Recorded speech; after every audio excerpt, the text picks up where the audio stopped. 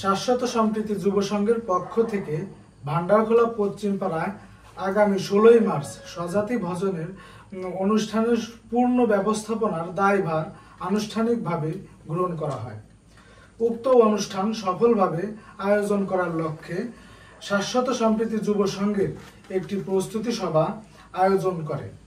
উক্ত সভায় সিদ্ধান্ত অনুযায়ী ভান্ডারখোলা পূর্ব পাড়ায় বসবাসরত 2টি গ্রুপের প্রধান বরাবর একটি অফিসিয়াল চিঠি প্রেরণ করা হয়। উক্ত চিঠির পূর্ণাঙ্গ রূপে আমাদের সাংগঠনিক সম্পাদক পল্লব মজুমদার আপনাদের সামনে তুলে ধরছে। আমাদের মূল বিষয় সনাতন সম্প্রীতি, ঐক্য সৃষ্টি ও রক্ষার্থে ভান্ডারখোলা পশ্চিম পাড়ায় আগামী রবিবার স্বজাতি ভোজনে আপনার আমন্ত্রণ ও অংশগ্রহণ প্রসঙ্গে প্রিয় মহোদয়, উপযুক্ত বিষয়ের প্রেক্ষিতে আপনার সদয় অবগতির জন্য জানাচ্ছি যে শাশ্বত সম্প্রীতি যুব সংঘ আনুষ্ঠানিকভাবে আগামী রবিবার অনুষ্ঠিত হতে যাওয়া স্বজাতি ভোজনের সার্বিক ব্যবস্থাপনার দায়ভার গ্রহণ করেছে। অনুষ্ঠান পরিচালনা ও নির্বিঘ্নে সম্পূর্ণ করার লক্ষ্যে 14/3/2025 তারিখ রাত 9:30 শাশ্বত সম্প্রীতি যুব সংঘের কার্যালয়ে সকল সদস্যদের নিয়ে একটি প্রস্তুতিমূলক সাধারণ জরুরি সভা অনুষ্ঠিত হয়। আলোচনায় উঠে আসা আপনাদের একই পাড়ায় বসবাসকারী 2টি গ্রুপের আগামী অনুষ্ঠানে অংশগ্রহণ ও যোগদানের ব্যাপারে নিশ্চিত হই।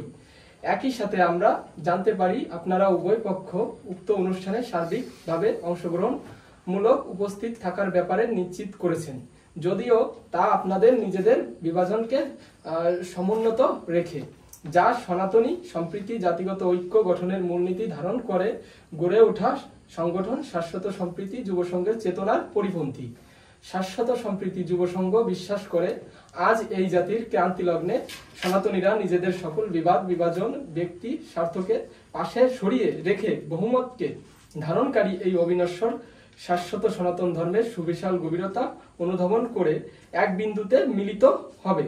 তাই আমরা আপনাদের ক্ষুদ্র স্বার্থকে পরিত্যাগ করে সমগ্র জাতির স্বার্থকে ধারণ করার বিনম্র অনুরোধ করছি। সেই সাথে শাশ্বত সম্প্রীতি যুব সংঘের জরুরি সভার সিদ্ধান্ত মোতাবেক জানানো হচ্ছে উক্ত অনুষ্ঠানে আপনি আপনার সদলবল আন্তরিকভাবে নিমন্ত্রিত অ্যাসিসের পক্ষ থেকে। একই সাথে উক্ত অনুষ্ঠানের আয়োজন ও ব্যবস্থাপনার অংশ হিসেবে আপনার পক্ষ হইতে কাউকে গ্রহণ না করিতে পারার দুঃখ প্রকাশ করছি। শাশ্বত সম্প্রীতি যুব সংঘের পক্ষ থেকে যারা দেখছেন এই মুহূর্তে তাদের সকলকে ধন্যবাদ, অভিনন্দন। এবং যে বিষয়টা ব্যাখ্যা দেওয়া প্রয়োজন, আমাদের সংগঠনের পক্ষ থেকে আমাদের ভান্ডারখোলা পূর্ব পাড়া বসবাসরত সনাতন সম্প্রদায়ের 2টি গ্রুপকে আমরা এন্ডোর্স করি। 2টি গ্রুপ তারা দীর্ঘদিন ধরে বিভিন্ন ছোট বড় দ্বন্দ্বে লিপ্ত হয়ে বিভাজিত অবস্থায় রয়েছে এবং তাদেরকে বিভিন্ন পরিস্থিতিতে উস্কানি, বিভিন্ন রকম মদত প্রদান করার ফলে 2টি পক্ষ কখনোই একত্রিত চলার বা একত্রিত হওয়ার কোনো প্রকার কোনো সদিচ্ছা তারা পোষণ করে না, যার কারণে বিবাদকে কাজে লাগিয়ে কিছু কিছু পক্ষ অনেক সময় লাভবান হয়, কিছু কিছু পক্ষ ক্ষতিগ্রস্ত হয়। কিন্তু আমাদের এন্ডোর্সমেন্টটা ঠিক সেই জায়গায়, এই পক্ষ বিপক্ষ গুলোকে যাতে আর আমাদের সনাতন সম্প্রীতির বহন করা না লাগে, এই জন্য আমাদের একটা জরুরি সভা হয়। এটাও মূলত আমাদের গ্রামে একটা স্বজাতি ভোজনের অনুষ্ঠান আয়োজনের প্রস্তুতি সভা হিসেবে আমরা আমাদের প্রধান কার্যালয়ে একটা সভা করি এবং সেই সভায় আমরা জানতে পারি যে আমাদের পূর্ব পাড়ার যে 2টি গ্রুপ রয়েছে তারা উভয় গ্রুপই উপস্থিত হবে এবং তারা সদল বলে। কিন্তু 2টি গ্রুপের কাছ থেকে আমরা একটা শর্ত পাই, সেই শর্তটা হচ্ছে তারা আলাদা আলাদাভাবে উপস্থিত হবে এবং আলাদা আলাদাভাবে এই অনুষ্ঠানে অংশগ্রহণ করবে। তারা একত্রিতভাবে এই অনুষ্ঠান সম্পন্ন হওয়ার জন্য কোনো প্রকার কোনো সহযোগিতা করিবে না।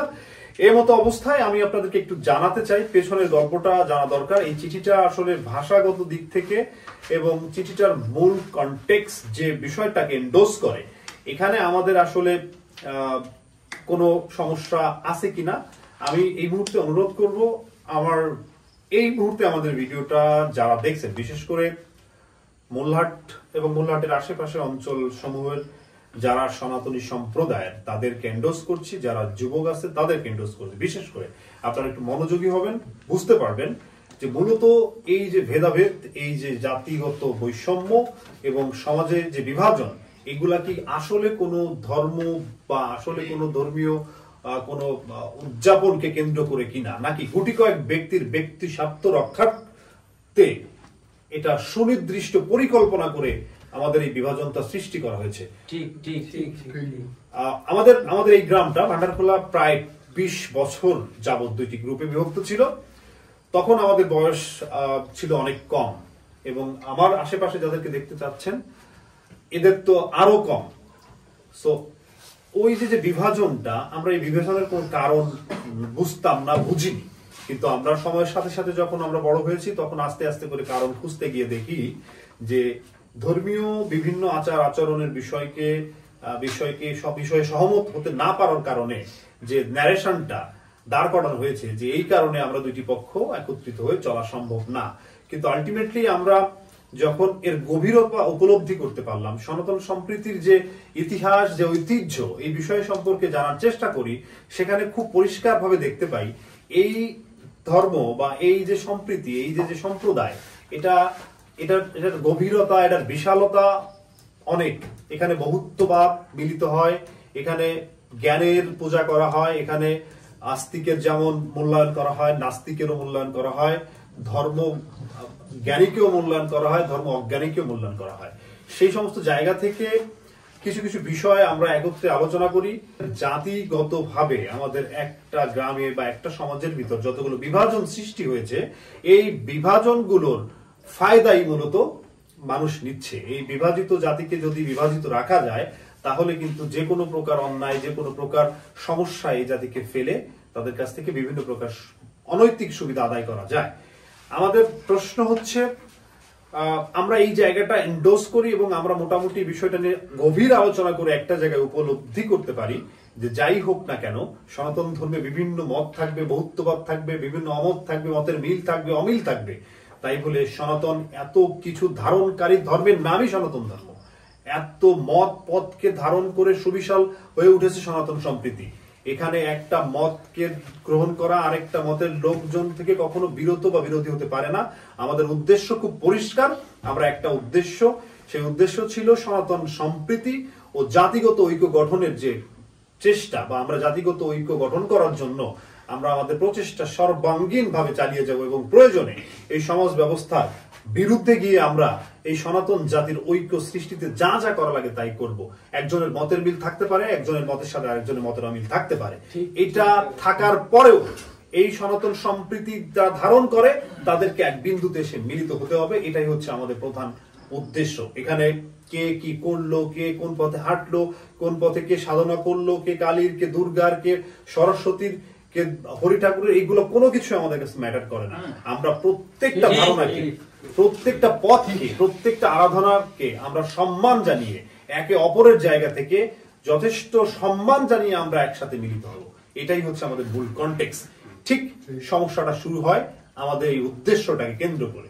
আমরা যখন জাতির এই ক্রান্তি লগ্নে সমগ্র সনাতন জাতিকে একত্রিত করার জন্য আমরা আপ্রাণ চেষ্টা করে যাচ্ছি, আমরা যখন প্রত্যেকটা মানুষ আজকে এখানে বয়সের তরুণ যে ছেলে মেয়েরা যে সমস্ত বিষয় বুঝতে পেরেছে, জাতিগতভাবে জাগ্রত না হলে একটা জাতির মুক্তি মেলে না, সেইখানে এসে আমাদের ঘুরে ধরা সমাজ ব্যবস্থার সাথে যারা আঁকড়ে ধরে বসে আছে যুগের পর যুগ ধরে, তারা আমাদের সর্বপ্রথম বিরোধিতা করার জন্য বিভিন্ন ধরনের ষড়যন্ত্রের নীল নকশা তৈরি করা শুরু করে। এই জাতি বা এই যেভাবে বিভাজিত ছিল 20 বছরের বিভাজনকে আমরা 2024 সালের নভেম্বর, 2024 কিনা 2024 সালের অক্টোবর নভেম্বরের দিকে যখন আমরা এক নিমিষেই দূর করে দিলাম, সমগ্র বিভাজনকে ধূলিসাৎ করে যখন আমরা এক বিন্দুতে মিলিত হলাম, সারা গ্রামে যখন শান্তি, সংহতি এবং উৎসবমুখর পরিবেশ তৈরি হলো, তখন কিছু কিছু কুচক্রী মহল এই জিনিসটাকে বিনষ্ট করার জন্য উঠে পড়ে লাগলো। খুব ভালো কথা আপনি সম্প্রীতি পছন্দ করেন না, খুব ভালো কথা আপনার রাজত্ব একটা মিথ্যা কুয়াশার ভিতর দিয়ে আপনাদেরকে সম্মানের সাথে সাবধান করতে চাই।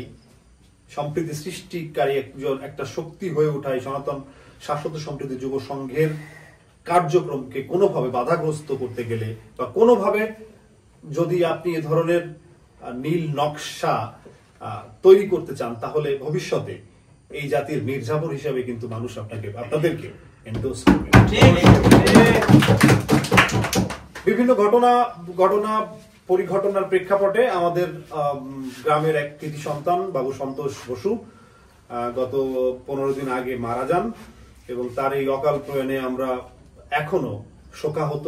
আমাদের সাংগঠনিক পক্ষ থেকে আমরা তার পরিবারের শোক জ্ঞাপন করেছি, তাদের পরিবারের পাশে দাঁড়ানোর চেষ্টা করেছি।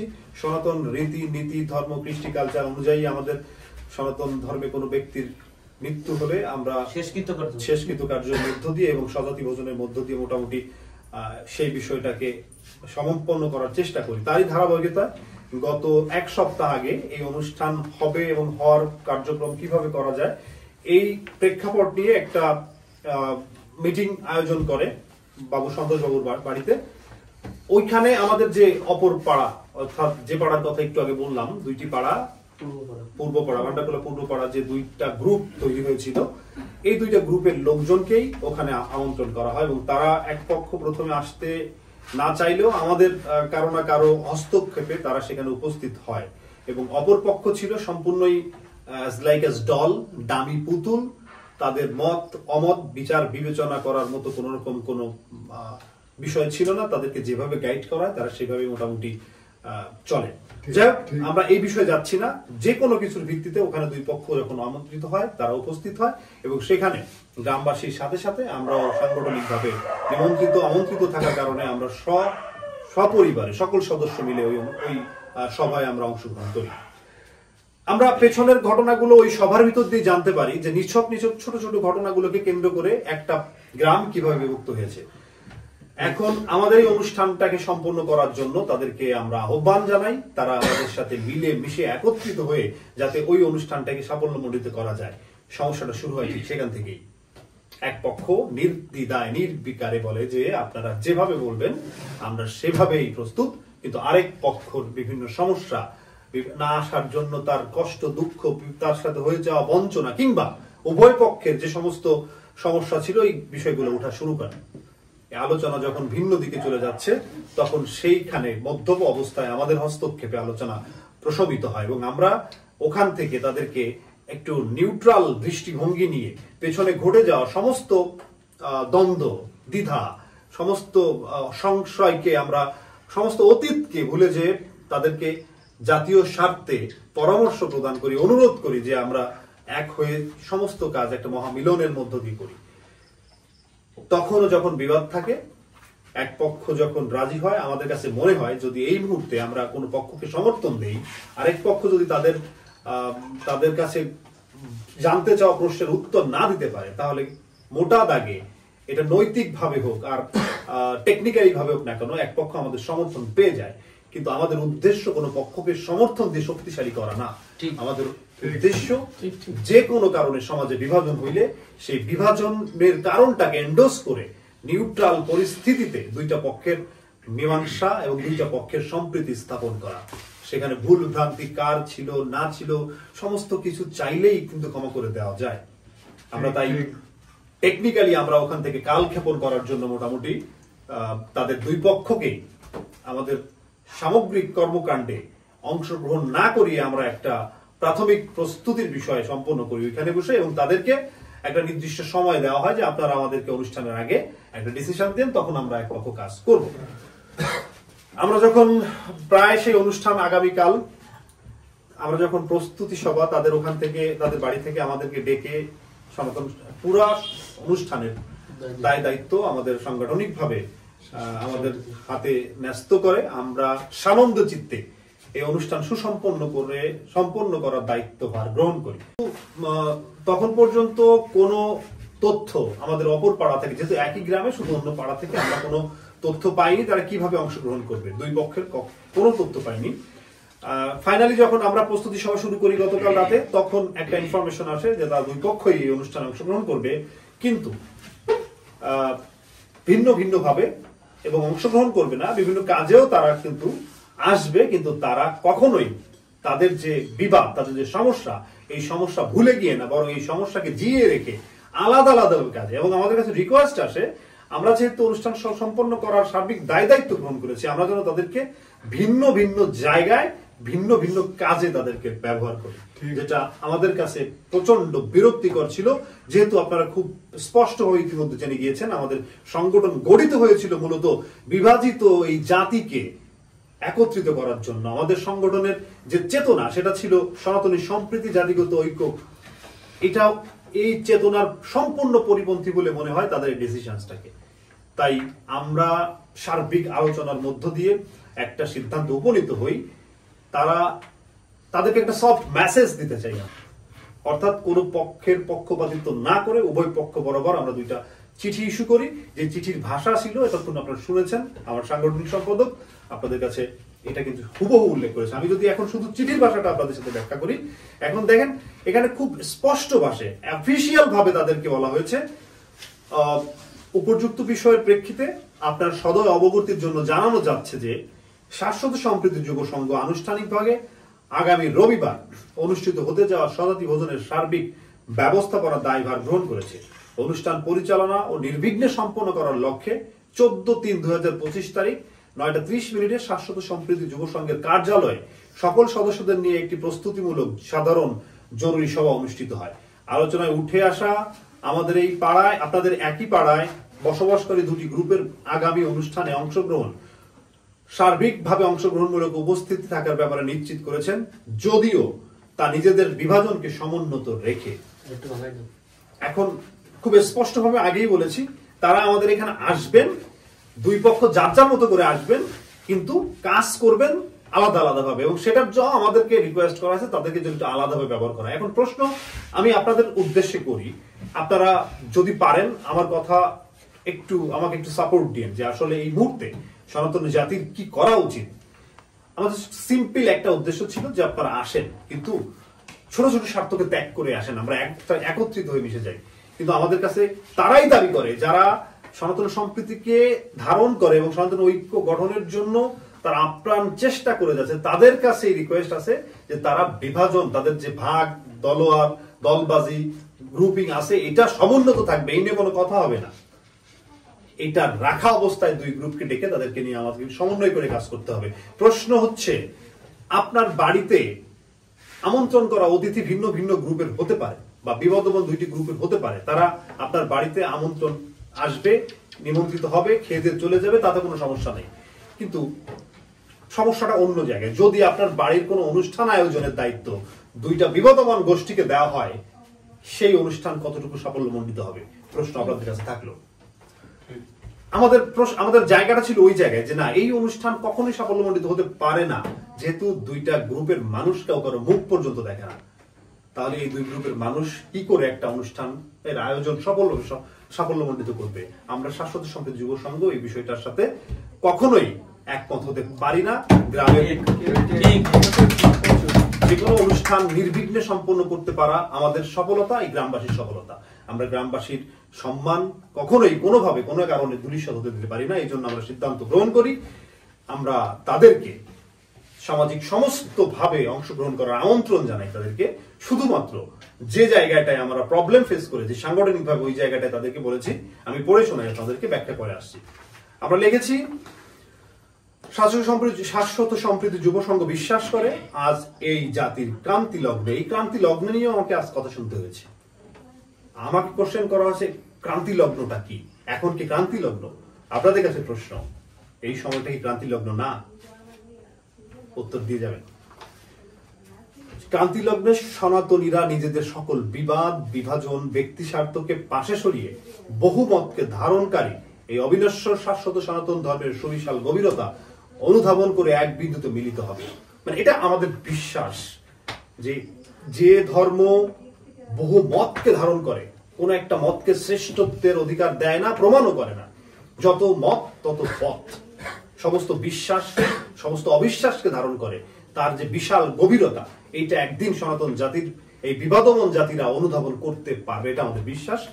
সেই বিশ্বাস থেকে সবাইকে একত্রিত করবে। তাই আমরা আপনাদের মানে ওনাদেরকে বলেছিলাম ক্ষুদ্র ক্ষুদ্র স্বার্থকে পরিত্যাগ করে সমগ্র জাতির স্বার্থকে ধারণ করার বিনম্র অনুরোধ জানাচ্ছি।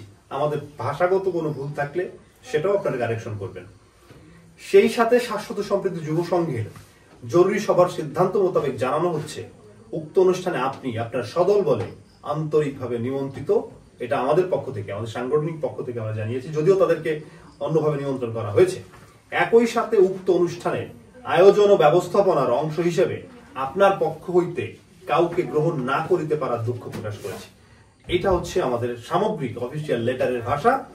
এই ভাষা বুঝতে কোথায় কষ্ট হয়, এই চিঠির ভাষা কোথাও অপমানজনক কিনা, এই চিঠির ভাষা কোনো জায়গা দিয়ে কোনো কাউকে ছোট করার মতো কিনা, বা এই যে আমাদের যে চাওয়া দুইটা বিভাজিত দুটি পক্ষের কাছে জাতির প্রাধান্যকে, জাতির মিলনকে, জাতির ঐক্যকে প্রাধান্য দিয়ে দুইজনের ছোট ছোট দ্বন্দ্বকে ভুলে গিয়ে একত্রিত হতে হবে, একত্রিত হওয়ার যে আহ্বান, এটা কি আমাদের ভুল?